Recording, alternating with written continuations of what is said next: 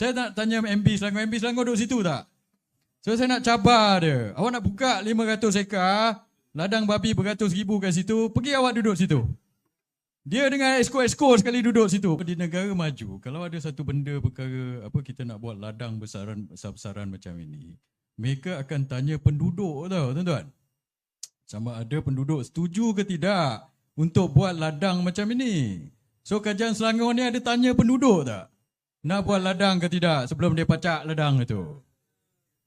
So sekarang ini dia nak pindah daripada Kuala Langat ni pergi Hulu Selangor. Okeylah, baguslah untuk kita dia pindah, hantar berapa ratus ribu ekor ke sana.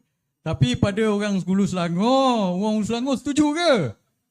Nak pindah berapa ratus ribu ekor ini daripada Kuala Langat pergi ke Bukit Tagar. So patut dia kena tanya orang Hulu Selangor, betul tak tuan-tuan?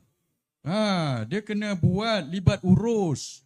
Tanya orang situ, awak setuju ke 500 ekar untuk letak ladang babi di situ? Kalau 500 ekar, saya estimate kalau itu estimatenya, 1 ekar ada 42,000 kaki persegi.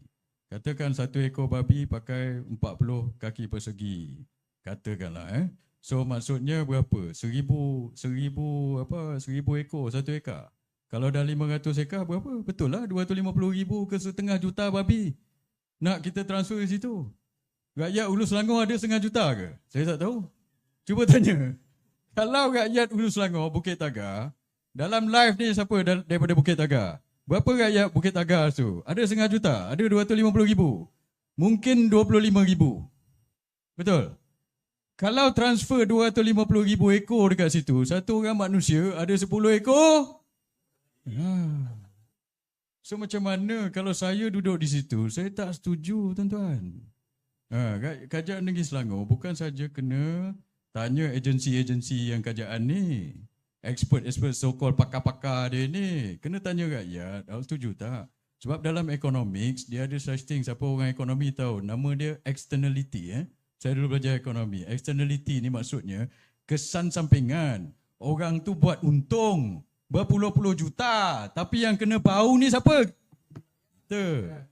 So kita setuju ke tidak? Dia dah kaya-kaya. Kita pula kena bau bertahun-tahun tuan-tuan. Ini menjadi masalah. Lepas itu saya Google juga tadi. Sebab susulan daripada sahabat saya Sufi dengan YB tanya tadi, siapa yang nak makan ni? Apa nak makan sebenarnya? Adakah kita makan? Ni siapa yang makan? Rakyat kita sendiri ke orang lain? So daripada internet tadi cakap, dia kata ini mostly export. So export ke mana? Saya pun Google lagi tadi. So dia kata Singapura.